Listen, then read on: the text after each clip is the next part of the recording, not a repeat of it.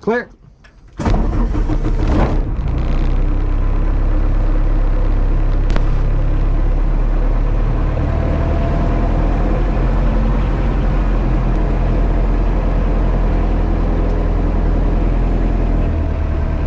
So it's a gorgeous day today. Oh yeah. Too good not to be flying. You know, it's still spring in Missouri, and you know, spring and autumn are really the two seasons that are really nice in Missouri. Really happy to be able to take advantage of them. Right. So I'm Sebastian, and of course, Hi guys, Roger. this is Roger, and so we're gonna go flying again. Such a gorgeous day. We didn't really have a good reason to go flying, but but again, beautiful day. We hadn't been up together, especially in the 650, and so I think that's going to be our reason to go flying, is to talk a little bit about the 650.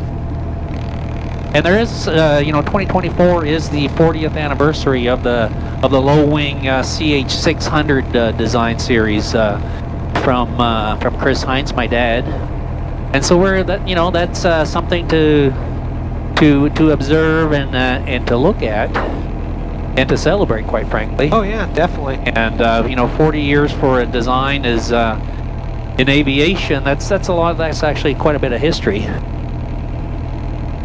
And this airplane, the 650, we consider it our newest one, but it's actually not that new of an airplane either. It's I think it has over 10 years now, doesn't it?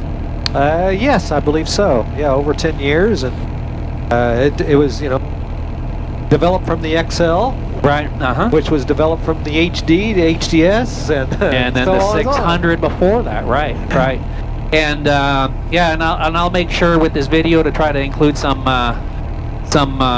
bit of retrospective, some slides on some views of our earlier models as well, because it's really been a long history, and really a good history overall, and and a lot of the credit we can give to our customers on the XL and 650, because we developed the XL mostly because customers wanted to add a little faster, a little more leg room, flaps, canopy. I can go on, but it's credit to our customers, and then we went from there.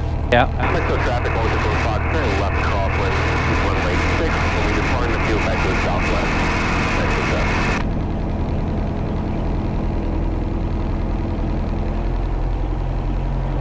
Alright, we're going to do a run up here. I've got the 350i, UL powered 350i with 118 horse.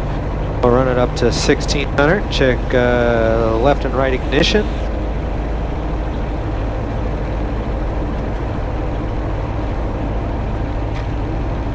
Controls clear and free. We have the fuel full on the fullest tank. Flaps all the way up, trims in neutral. Now we're just going to let everything warm up. And got a backup fuel pump we'll use on takeoff, and then we'll turn it off right after, we'll probably get 800 to 1,000 feet, and then turn it back on base to, or on more downwind and final. Yeah, it's such a gorgeous day. Other people are flying around. Usually we have this airport to ourselves. I know. All right. Well, oil temperature is going in the green. Turn on our backup fuel pump. Canopy's locked secure. Last check. All good. Mexico traffic, Spurbo 104 Zulu Zulu is going to be departing runway 06. Will be direct departure, local flight to Mexico. And we got traffic on downwind, exiting the downwind. Mexico traffic, Skyhawk 5962 Romeo, 7 miles to the north. Be transitioning through west to east at 2,500 Mexico. Ease into power. Ease back the stick.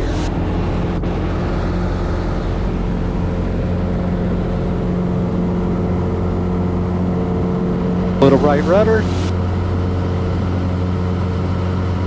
That's nearly a stall takeoff as well. Oh yeah, yeah. It's it's such a light airplane, good horsepower. You know, high lift wing still.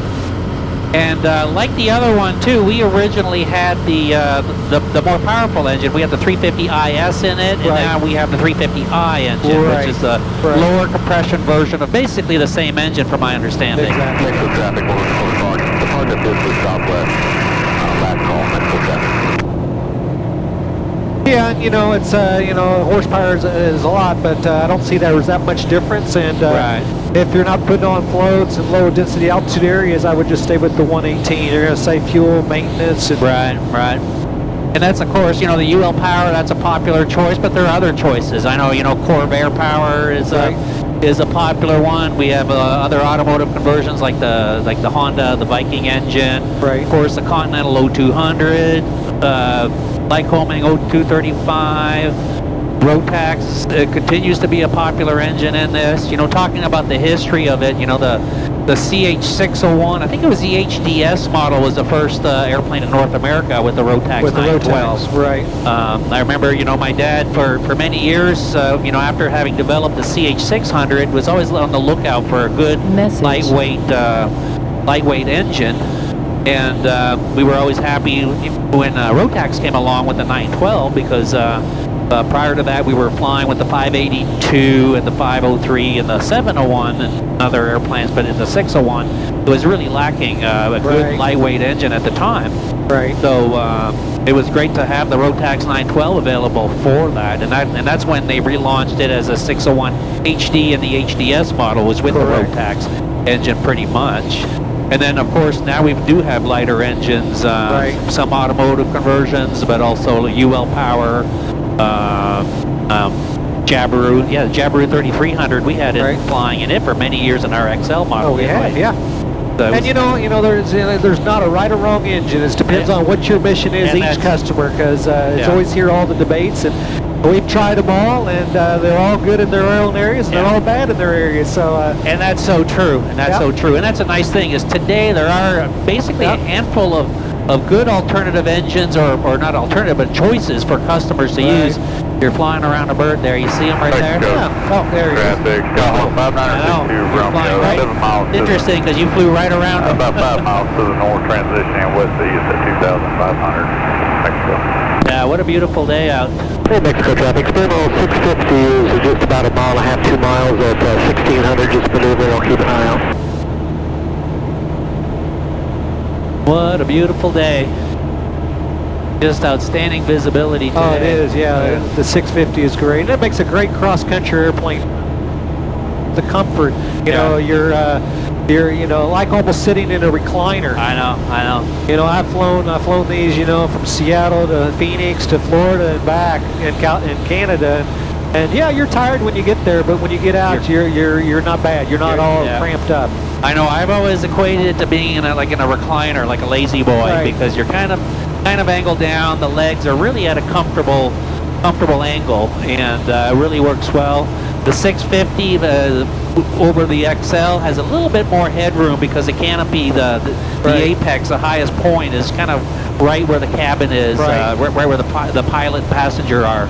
So it makes it a little bit better suited that way for more visibility. Right, exactly. And those of you that always like the high wings for the visibility, we fly a low wing with the bubble canopy.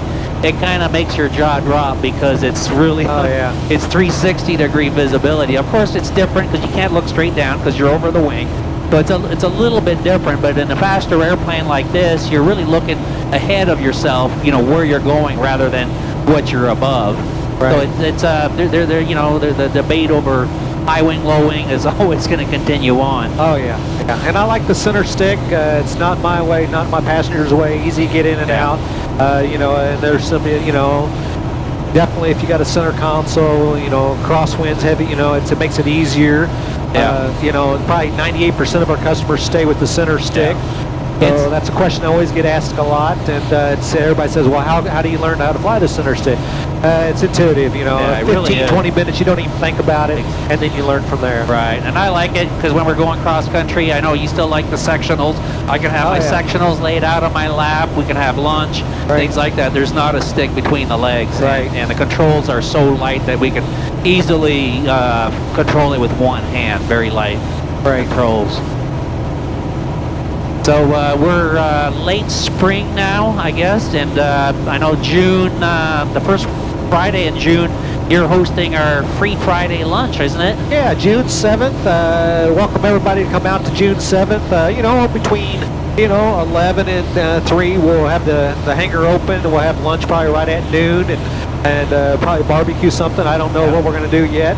And welcome all the customers to come. You don't even have to be a customer, just into aviation enthusiasts and want to come to visit the Zenith and talk about airplanes. We should have a few customers flying in, and if you want, you can bring a side dish if you want. It's not recommended or needed, but it's nice. Yeah, that's that's always fun. And thanks again, Roger, for doing that, because that's something you really took on to yourself to host this. It wasn't it's fun. Not part of the work schedule, but it is fun, and so it's and it's not just Zenith people. Any pilots out there, if you're close to Mexico, Missouri, on Friday, June 7th, come by for lunch, and we're going to try to have a couple other weekends as well this summer. Or anybody wants to volunteer to help me barbecue and set up, get ready, you're more than welcome. We can always use the help. So there you go. Yeah, and I know Jay, our airport manager, he often helps out.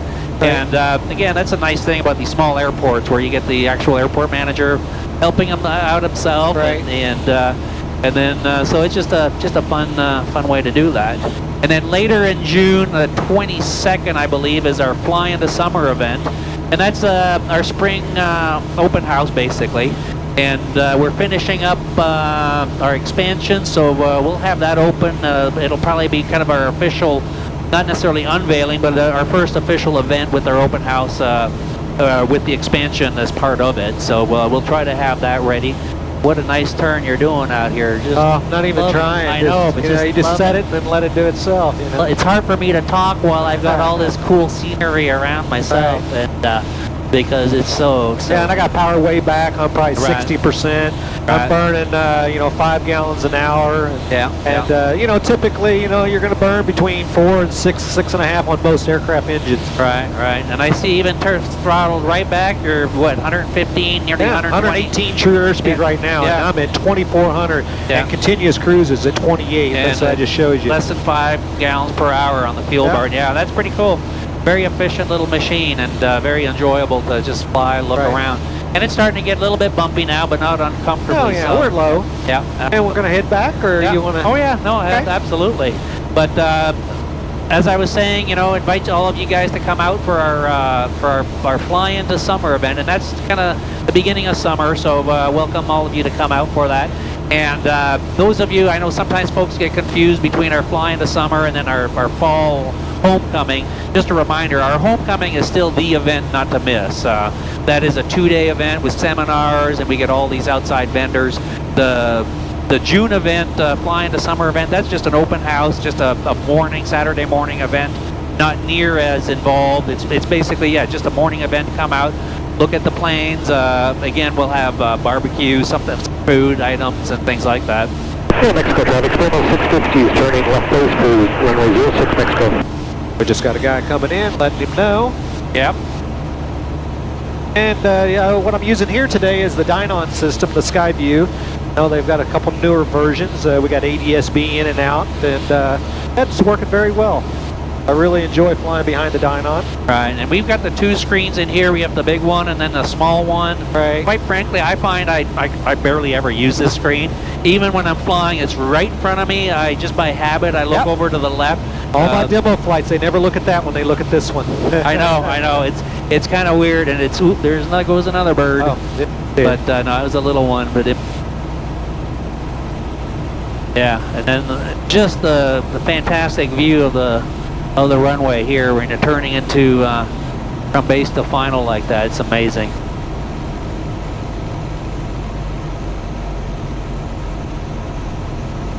And slowing her up. Power's all the way back. We're going to lower the flaps here when we get in the range. And we're in the flap range, which is 80 miles an hour. Flaps all the way down, 20 degrees. Yep, nice. And a good approach speed's about 58, 60 miles an hour. There's That feels- virtually no wind there either for you. Makes it a little bit tougher. Yeah, We'll see. Yeah, well, just let it settle. yeah, nice.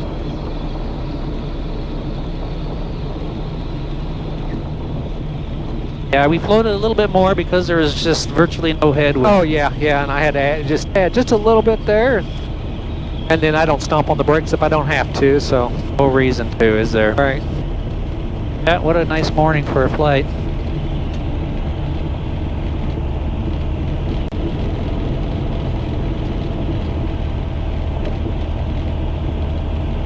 So this year, like I mentioned again, we're celebrating the 40th anniversary of the Low-Wing CH-600 series designs.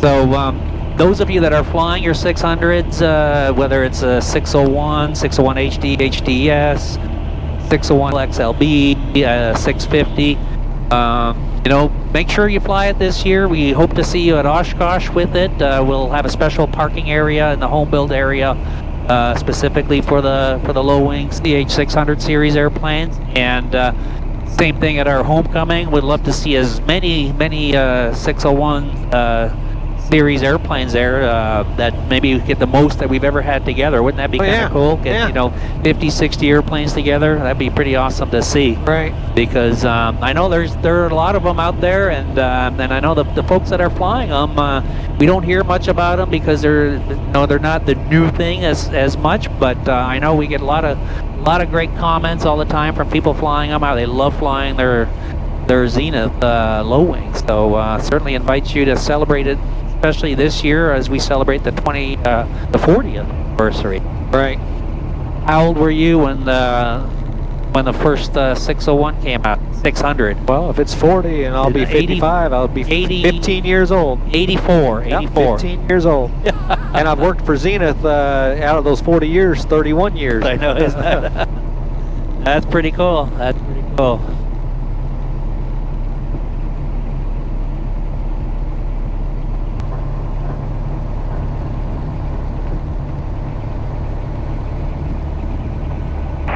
Mexico traffic, Skyhawk 5962 Romeo, 5 miles to the northwest, transitioning northwest to southeast, 2,500, Mexico.